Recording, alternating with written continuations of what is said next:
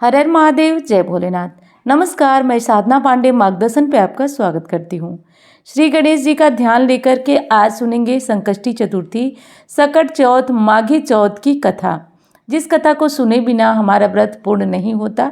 तो चलिए सुनते हैं माघी चौथ, सकट चौथ की जो पौराणिक कथा है, जिसे सुने बिना आपका व्रत पूर्ण नहीं होता, वो कहानी। पहली कहानी है देवरानी और जेठानी की। तो एक शहर में देवरानी जेठानी रहती थी। देवरानी गरीब थी और जेठानी अमीर थी। देवरानी हमेशा गणेश जी का पूजन और व्रत करती थी। देवरानी का पति जंगल से लकड़ी काट कर लाकर बेचता था। देवरानी घर का खर्च चलाने के लिए जेठानी के घर में काम करती थी और शाम को बचा हुआ खाना लेकर जाती थी। माघ महीने में गणेश जी का व्रत सकट चौथ देवरानी ने रखा। उसके पास पैसे नहीं थे, इसलिए उसने तिल व गुड़ लाकर तिलकुटा बनाया। पूजा करके तिल चौथ की कथा सुनी और जेठानी के यहाँ काम करने चली गई। सोचा शाम को चंद्र को अर्घ देकर जेठानी के यहाँ से लाया खाना और तिलकुटा खाएगी। शाम को जब जेठानी के घर खाना बनाया तो उसके जेठानी का व्रत होने के कारण सभी ने खाना खाने से मना कर दिया। अब देवरानी ने जेठानी से बोला, आप मुझे खाना दे दो जिससे मैं घर जाऊं। इस पर जेठानी ने कहा कि आज तो किसी ने अभी तक खाना नहीं खाया, तुझे कैसे दे दूं? तू सवेरे ही बचा हुआ खाना ले जाना। देवरानी उदास मन से घर चली आई।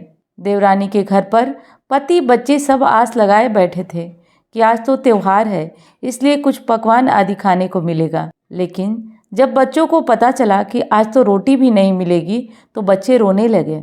उसका पति भी बहुत क्रोधित हो गया और कहने लगा कि दिन भर काम करने के बाद भी वह 2 रोटियां नहीं ला सकती। वह बेचारी गणेश जी को याद करती हुई रोकर पानी पीकर सो गई। उस दिन सकट माता बुढ़िया माता का रूप धरकर देवरानी के सपने में आई और कहने लगी, सो रही है या जाग रही है? वह बोली, कुछ सो रहे हैं, कुछ जाग रहे हैं। बुढ़िया बोली, भूख लगी है, खाने को दे। देवरानी बोली, क्या दूं? मेरे घर में तो अन्न का दाना भी नहीं है। जेठानी बचा कुछा खाना देती थी, आज वो भी नहीं मिला। पूजा का बचा हुआ तिलकुटा छींटे में पड़ा है, वही खा लो। सकट माता ने तिलकुटा खाया और उसके बाद कहने लगी, निमटाई लगी है, कहाँ निमटे? उसने कहा, यह खाली झोपड़ा है, आप कहीं भी जा सकते हो, जहाँ इच्छा हो वहाँ निमट लो। फिर सकट माता बोली, अब पोछूं कहाँ? देवरानी को बहुत गुस्सा आया कि उन्हें अब परेशान किए जा रही है, सो बोली कि मेरी साड़ी से पोंछ लो। देवरानी जब सुबह उठी तो यह देखकर हैरान हो गई कि पूरा घर हीरा और मोतियों से जगमगा उठा है। उस दिन देवरानी जेठानी के घर काम करने नहीं गई। जेठानी ने कुछ देर तो राह देखी, फिर बच्चों को देवरानी को बुलाने के लिए भेज दिया। जेठानी ने सोचा कल खाना नहीं दिया था, इसलिए शायद देवरानी बुरा मान गई होगी। बच्चे बुलाने गए। देवरानी ने कहा कि बेटा, बहुत दिन तेरी माँ यहाँ काम करने नहीं आई। बच्चों ने घर जाकर माँ से कहा कि चाची पूरा घर हीरा और मोतियों से जगमगा उठा है। जेठानी दौड़कर देवरानी के पास आई और पूछा, यह सब कैसे हो गया? देवरानी ने उसके साथ जो हुआ वह कर डाला। उसने भी वैसा ही करने की सोची। उसने भी सकट चौथ के दिन तिलकुटा बनाया। रात को सकट माता उसके भी सपने में आई और बोली, भूख लगी है, मैं क्या खाऊं? जेठानी ने कहा कि आपके लिए छीके में रखा है, फल और मेवे भी हैं, जो चाहे खा लो। सकट माता बोली, अब निमटे कहाँ? जेठानी बोली, इस महल में कहीं भी निमट लो। फिर उन्होंने बोला कि अब कहाँ पोंछूं? जेठानी बोली, कहीं भी पोंछ लो। सुबह जब जेठानी उठी तो पूरा घर में बदबू गंदगी के अलावा कुछ नहीं था। हे सकट माता, आपने जैसे देवरानी पर कृपा की वैसे सब पर कृपा करना, सब पर अपनी दया बरसाते रखना।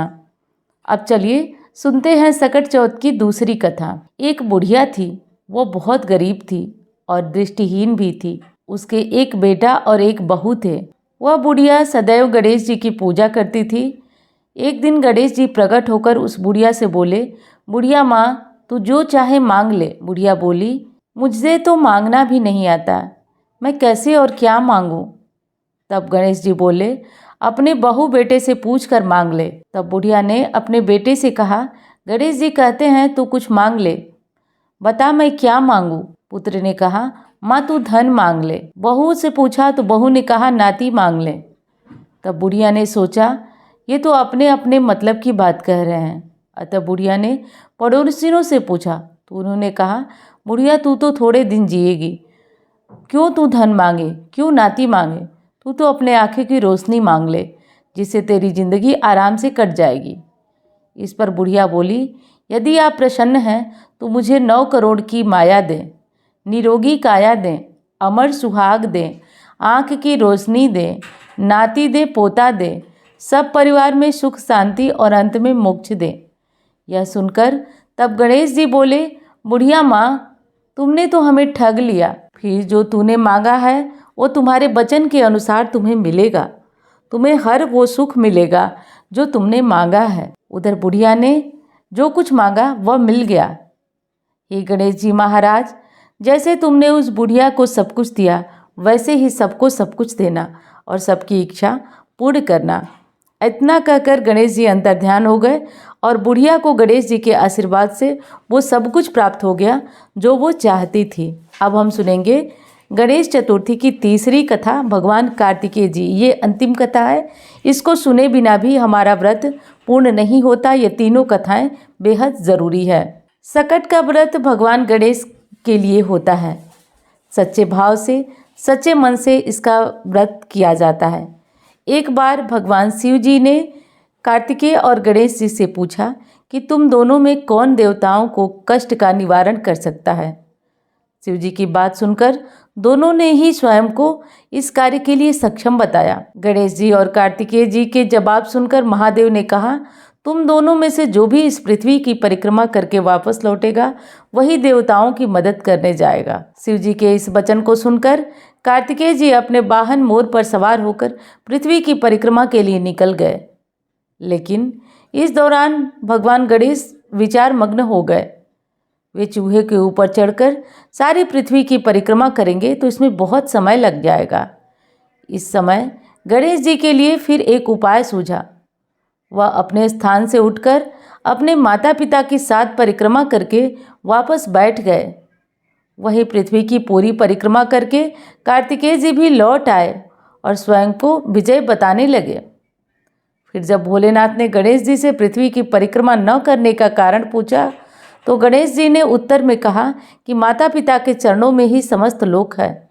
गणेश जी का जवाब सुनकर शिव जी को देवताओं के संकट दूर करने की आज्ञा दे दी। इतना ही नहीं, शंकर जी ने कहा कि जो भी साधक चतुर्थी के दिन तुम्हारा श्रद्धापूर्वक पूजन करेगा और रात्रि में चंद्रमा को अर्घ देगा उसके सभी कष्ट दूर होंगे। और शंकर जी की वाणी के अनुसार जो भी व्यक्ति संकष्टी चतुर्थी के दिन श्री गणेश जी का पूजन पूरे विधि विधान से करता है उसके समस्त कष्टों को गणेश जी दूर करते हैं। तो बोलिए गणेश भगवान की जय। कथा पसंद आई हो तो लाइक करिएगा और चैनल को सब्सक्राइब नहीं किया हो आपने तो ज़रूर करिएगा। चलिए मैं मिलती हूँ अन्य वीडियो में।